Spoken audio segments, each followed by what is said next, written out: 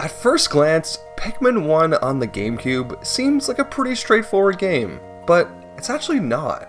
There's a ton of obscure mechanics that challenge and speedrunners use to break the game wide open. In today's video, I'm going to be sharing them all with you. Starting first with some well-known mechanics and ending off with mechanics so obscure that not even the most seasoned Pikmin veteran would know what they are. No, I'm serious. Some of the later ones are insane. But yeah, the way this is going to work is that there'll be 4 categories: beginner, intermediate, advanced, and Pikmin God. It'll almost work like one of those iceberg videos where each category is more obscure than the last, with Pikmin God obviously being the most obscure. But yeah, let's hop on in. I'm ready to show you guys some weird ass Pikmin mechanics. Let's go. If you hold down the A button, Olimar will hold a Pikmin in his hand. If you then run and let go of the button, Olimar will perform what's called a momentum throw, which happens to throw the Pikmin way further than intended. You can see here in the comparison, it goes almost double the length of a normal throw, which means it's great for getting Pikmin across large gaps and places they're not really supposed to be. This one is probably the most useful mechanic in the entire game. In the GameCube version, throwing with Olimar can be pretty slow. You can press A as fast as you want, but he kind of just throws at a constant rate. That is, unless you use the C-stick at the same time. If you press up on the C-stick so the Pikmin are swarming around Olimar, he'll throw at a much faster rate. You can see in the side-by-side here that throwing with the C-stick is way faster.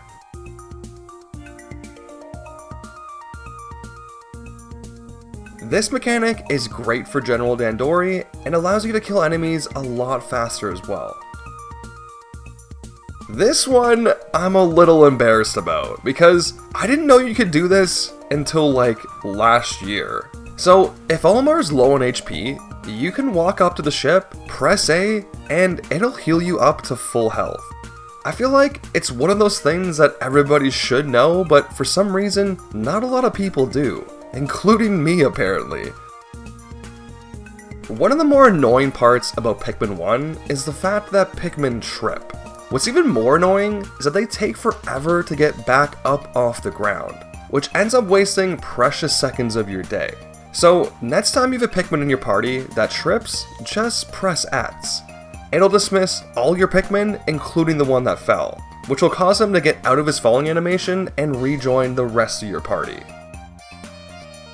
So, everyone knows you can use bombs to kill enemies in Pikmin 1. The problem is, the AI in this game isn't the greatest. But if you throw 2 bombs and whistle a Pikmin quickly, it'll take the AI completely out of the equation and set off the bombs manually, which will allow you to take care of Bulborbs quickly and cleanly. When you throw bombs in Pikmin 1, something annoying happens. As soon as you whistle them, the Pikmin will drop the bomb. But if you bump into the Pikmin instead of whistling them, you can actually get them back in your party without dropping it, which allows you to do stuff like skipping building this bridge in the Forest Navel because you can just throw them right up on the ledge. Another annoying thing in Pikmin 1 is when you throw a Pikmin at a pellet, instead of gathering it, they'll come straight back to you. To get around this, all you need to do is press the dismiss button as soon as they break the pellet down. This will cause the Pikmin to pick up the pellet and bring it back to base without coming back to you. If you hold down the D-pad, Olimar will lie down and the Pikmin will bring him back to the onion, setting off a fireworks show for all to see. This will also happen if Olimar is standing around for a bit. He'll just get lazy, lie down, and the Pikmin will repeat the process. This little shortcut in the Forest of Hope is one of my favorites. It allows you to quickly get back to base without having to break down this stone wall. Unfortunately, it doesn't work both ways, but it is still pretty cool. Okay, now we're getting into some good stuff. Have you ever wondered why Bulborbs will sometimes wake up without you actually touching them? Well, it's probably because this little guy woke them up. Normally, they'll only wake up if you touch them, but if you get near a dwarf Bulborb and it yelps like this, it'll wake up the bigger Bulborb and you'll be in big trouble. The Smoky Prog is notoriously one of the hardest enemies to deal with in Pikmin 1. But what makes him even harder to deal with is when you wake him up, he'll make a beeline straight for your base. And if you have any Pikmin buried there, he'll just pluck them and start murdering them. Yeah, he's the only enemy in the Pikmin series that can do this. It's kind of crazy. The Goulets is a weird enemy. It has two little nuclei, one of which you have to attack to deal damage to it. But even if you do that, it takes a long time to kill. Thankfully though, you can just throw Pikmin at its other nucleus and it'll deal massive damage to it. The weird thing is that the damage dealt depends on how far away the two nucleuses are from each other and how many Pikmin are attacking it. You can see here, when it's close, it deals very little damage, but when the two are far away and Pikmin are attacking it, it deals way more. Have you ever came back to a level on the next day and wondered why there are Pikmin buried randomly in some places? Well, it turns out when a flower Pikmin dies, it has a chance to sprout a new Pikmin. So, if you have a lot of flower Pikmin die all at once, you'll see a lot of new sprouts on the next day. Keep in mind, this doesn't work if flower Pikmin get eaten by something though. Now, if you've watched this channel at all, you'll probably know this next one is one of my favorite mechanics in all of Pikmin. Blue Pikmin Lifeguards. If you leave blue Pikmin standing in the water idle, and they see another Pikmin drowning, they'll rush over to it and throw it back on land. It can be life-saving for your Pikmin, and useful for many types of challenge runs. Normally, if you throw a Pikmin in the water, it'll take around 10 seconds for it to drown. But if you walk into the water yourself and bump into it, you can reset this timer indefinitely. You can do it so long, you can actually make it across the entire lake without the Pikmin drowning. It is a super useful trick with a number of uses. The main one being obtaining the Sagittarius without blue Pikmin. Yeah, I didn't know this until making this video, but the bread bug can do damage to Olimar. When you attack it, it'll do this shake off move, and if you get in the way of this move, it'll deal damage to you. What's even more crazy is that Olimar can deal damage to the bread bug, which blew my mind because I always thought the bread bug was immune to all attacks except for throws. But no, you can actually just punch this thing to death. It just takes forever. I think most people know if you leave your Pikmin buried, they'll turn into buds and then flowers. But what most people don't know is, if you leave them even longer, they'll revert back into leaves. So yeah, if you see flower Pikmin, be sure to pluck them or you might be stuck with leaves again. To kill a Pearly Clamp, you need to throw Pikmin on its body so they can attack the part inside. But did you know the damage you deal to it depends on where you throw your Pikmin? You can see here, when I throw them at the front, they deal very little damage. But when I throw them on the side, they kill it in a single cycle. So if you're dealing very little damage to the clam, just switch up where you're throwing your Pikmin, and it should help. Pikmin usually exist in two states. They're either idle or they're with Olimar. But there's actually a third state, and it's when they get bored. If you use the C-stick and then just stand there for a bit, the Pikmin will kind of just start looking around and start slacking off. And when you try to move, some of them will lag way behind. It's almost like they're in some weird state between idle and in your party. It's really strange. Remember when I said lying down will cause Pikmin to take you back to the onion? Well, lying down actually has another use. When Olimar lies down, he is completely impervious to damage. Like, look at this. I'm lying on top of a fire geyser, getting slammed by a Wollywog, and taking no damage. This works for everything, by the way, so it's great to use as a distraction while your Pikmin are sneaking parts by enemies. So this next one isn't really a mechanic per se, but it is still pretty cool. If the player never leaves the impact site and stays there for the entire 30 days, Olimar's end of day monologues get pretty weird. Instead of talking about ship parts he's collected or Pikmin types he's found, he talks about a slow hissing sound inside of his head and potentially marital issues he has with his wife. It's really strange. It's kind of like reading a man's descent into madness, which is unexpected for a family-friendly Nintendo game. In the Switch version of Pikmin 1, Olimar's normal throw throws way further, which allows you to break the game in some hilarious ways, like getting the Sagittarius without blues, or the Libra without yellows, or even just skipping the puzzles for the Kronos Reactor and Ionium Jet completely. Yeah, it's super broken and it's awesome. So, when you bring a part back to the Dolphin, this rather lengthy cutscene will play. Obviously for speedrunners who are trying to beat the game as quickly as possible, this is a no-go. So, they devised a way to skip it. If you open up a text box on the same frame the part reaches the ship and close it, it'll just skip the cutscene, saving you precious time. Okay. Now we're getting into some really weird shit. Only 3 enemies in Pikmin 1 can be drowned. The male and female sheargrubs, and the shearwig.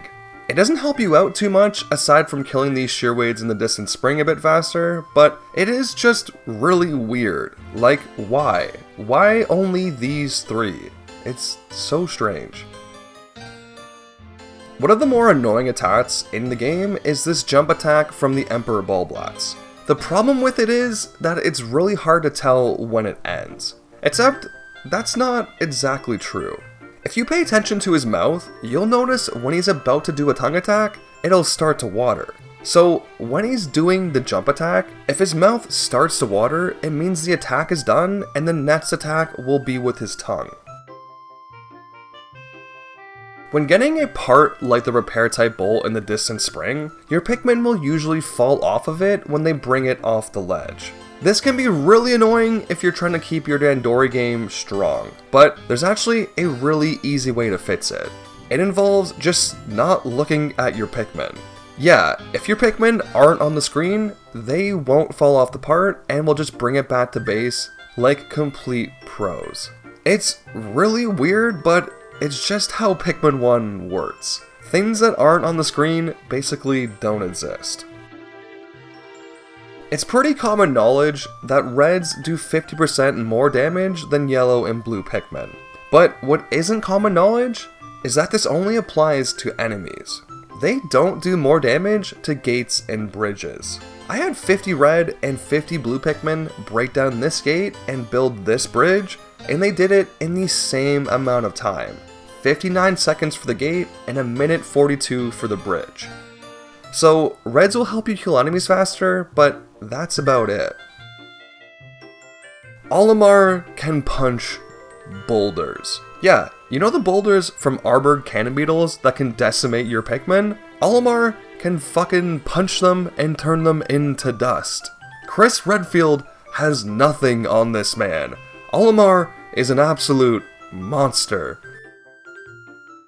So, when enemies aren't on the screen in this game, they don't exist.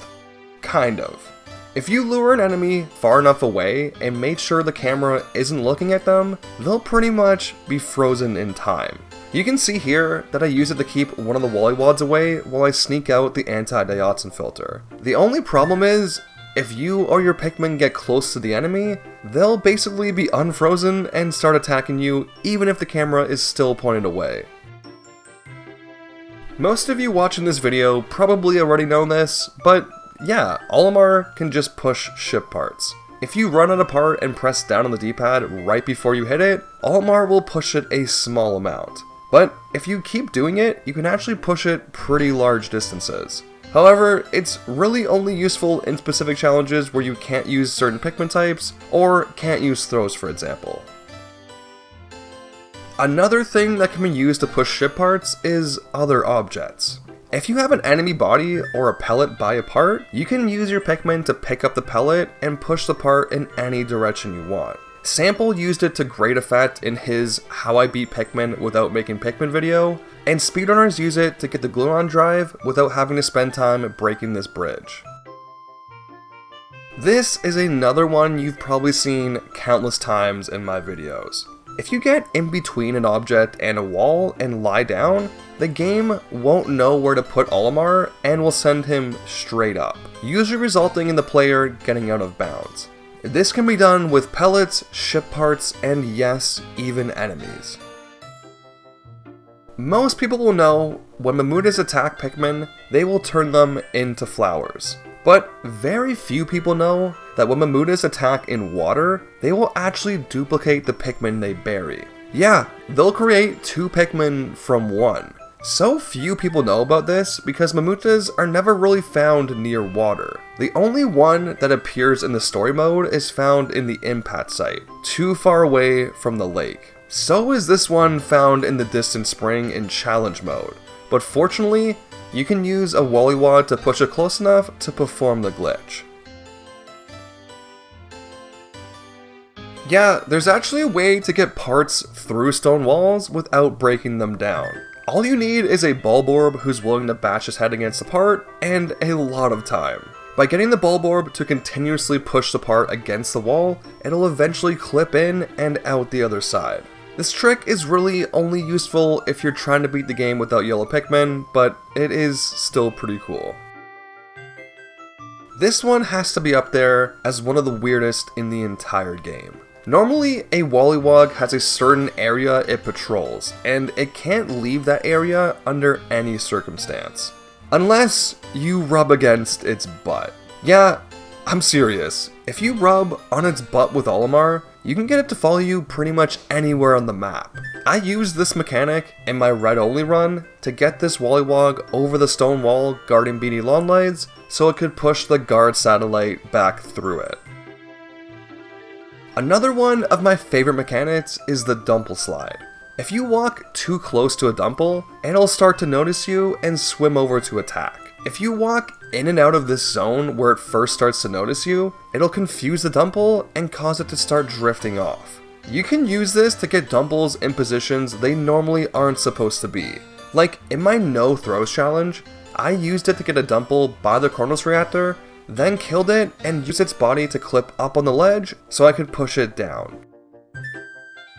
Every part in this game has a set path that the game thinks it should be on. This is usually the path the Pikmin take to bring it back to the ship. If a part somehow finds its way off this path, the game will try to move it back on it when you return in the morning. As you can see here, when I put the Extraordinary Bolt in this weird position at the end of the day, when I come back in the morning, it's outside the gate because the game gets confused and thinks that's where it should be.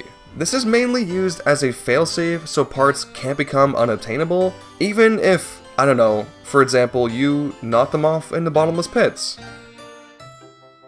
So, you're probably aware of this, but if you land a Pikmin on one of these little guys, they'll get squished and die instantly. But did you know if a boulder hits them, they'll get even more squished? Yeah, if a boulder from an armored cannon beetle hits a dwarf Bulborb, it'll get turned into a pancake. This is a custom animation that only happens in this one rare circumstance. Most people have probably never seen it because it's really hard to get the boulder to actually hit this little guy. Sheargrubs usually attack by coming out of the ground and ambushing Olimar and his Pikmin. But did you know they won't actually attack if Olimar isn't there? Yeah, if Pikmin are there without Olimar, the Sheargrubs will just stay underground and the Pikmin will kind of just awkwardly attack at nothing. Nectar is usually something you can walk straight through. It doesn't usually have a hitbox, except if you're throwing for some reason. If Olimar is standing inside Nectar and you start to throw, your Pikmin will ricochet off of it like you're throwing at a wall. It's not really useful at all. In fact, it's actually kind of annoying. As you can see here, Big Chungus is trying to throw his Pikmin by the bomb rots, but he keeps getting stopped by the Nectar. So now we've come to Pikmin God, the most obscure of the obscure. And the first one we have is a doozy. I'll just go ahead and say it. Pikmin get thrown further when Olimar is standing under a plant. Yeah, it sounds like complete bullshit, right? What does standing under a plant have to do with anything? Why would it affect how far you throw? But look at this. He clearly throws the Pikmin further when he's standing under a plant. And it's quite a bit further too. It's not just one plant either. It seems to work on all different kinds. It's super weird. Floor triangles is another one that only the sickest of Pikmin sickos would know about. Essentially, the floor in Pikmin is made up of little triangles. Why would we care about this, you may ask? Well, remember that part nudging I mentioned earlier? It is absolutely essential to know about these floor triangles when you're doing that. Parts are easily nudged while inside of a triangle, but they don't like to be pushed to new triangles. The border between them will usually stop you unless you have a strong push that's perpendicular to the border you're trying to cross. You literally don't need to know any of this unless you're actually trying insane challenges that require you to push parts, so honestly, don't worry about it. This is another one that just doesn't seem real. For some reason, Olimar just walks slower when he's walking diagonally. The YouTube channel TRR did a comparison of 3 different walking types: straight, sideways, and diagonal. It took straight and sideways almost 19 seconds to make it from the base to the Bulblat's arena. But when Olimar was walking diagonally, it took him roughly 24 seconds to do it. So basically, when Olimar is walking diagonally, he's walking at 3/4 the speed he normally does. Which doesn't seem real, but look, he's clearly walking slower. Okay, for our last one, we have something that's really weird. Something that almost seems like magic. Ship parts move faster when they're on screen. Let me say that again. If the player is looking at a ship part, it'll move faster than if they're not. YouTuber and Pikmin speedrunner IID01 did a comparison with a bunch of ship parts with the camera looking at them and the camera looking away. And look at this. Collecting the engine is 1 second slower if Olimar isn't looking at it. It's 4 seconds slower collecting the repair type bolt, and a massive 7 seconds slower collecting the Ionium jet if the player isn't looking at it. It makes 0 sense. It's theorized it may have something to do with slopes because the more slopes there are, the bigger the time difference ends up being, but nobody really knows for sure. Either way, I think we can all agree that it's super weird. But yeah guys, that's it. That's every obscure Pikmin mechanic I could come up with.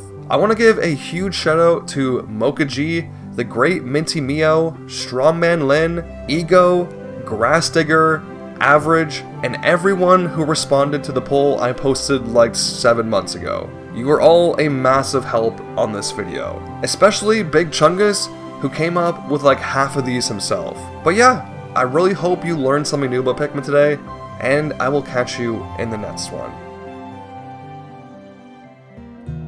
This video was made possible through the support of our amazing patrons. I want to give a special shout out to Rebecca Lyons, Lay Burb, Puddles Megan, Liam Helt, Nice Gamer Musics, and Koi Koi 13.